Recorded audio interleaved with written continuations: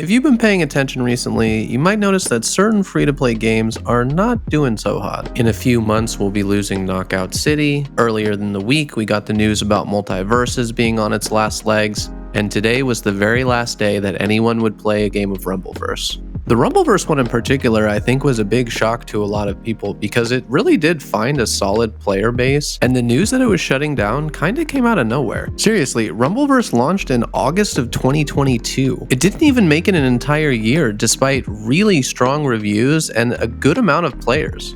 Obviously, the free-to-play live service model can work with games like League of Legends, Overwatch 2, Fortnite, Rocket League, Counter-Strike. If you look up the highest grossing games, you'll see that many of them are free-to-play. So obviously this model can and does work. This is just my opinion, but I think free-to-play games really need three things in order to survive: players, longevity, and developer support. If you make a game that attracts a huge amount of players at the start and has the dev support to back it up, but just doesn't have the longevity to keep those players invested, you get something like MultiVersus, where you lose 99% of your player base in the first year. If you can bring in the players and create a formula that makes them want to play again and again, but you don't have the developer or more likely the publisher support to keep the game going, and you get a situation like RumbleVerse, where a lot of players are left out in the cold for a game they wanted to keep playing.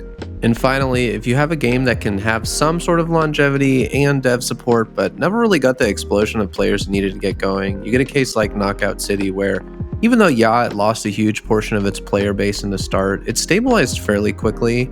But when you start with only 6,000 players, you're just not going to have a lot of people to pick up the pieces. There's a lot of stuff you could put in this middle box. I'm going to put League of Legends. Depending on who you ask, it's either been going strong for a decade or about to die at any minute, but I think it has a pretty good mix of developer support, player base, and a formula that just keeps people coming back for whatever reason. This is obviously really oversimplified. Finding all of these things and continuing to be able to provide them to players is extremely hard. Obviously, a lot of time and money has been put into trying and figuring these things out, and a lot of people have failed. For me personally though, I still hope people try to do this, especially for fighting games, because fighting games in particular have a huge problem with finding an initial player base. In a lot of cases, they do have the longevity to keep people coming back, and they do have the developer support, but man, if the game has 1,000 players maximum, there's just not that much they can keep doing with it.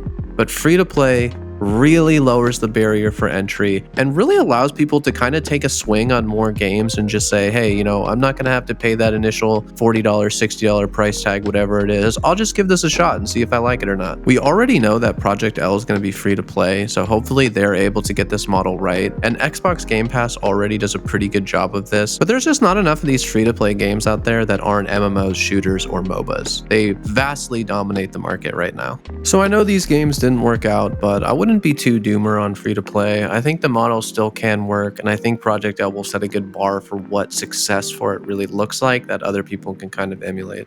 Until that happens though, I'm going to be forking over $60 for Street Fighter 6 and probably more for all the DLC. For research?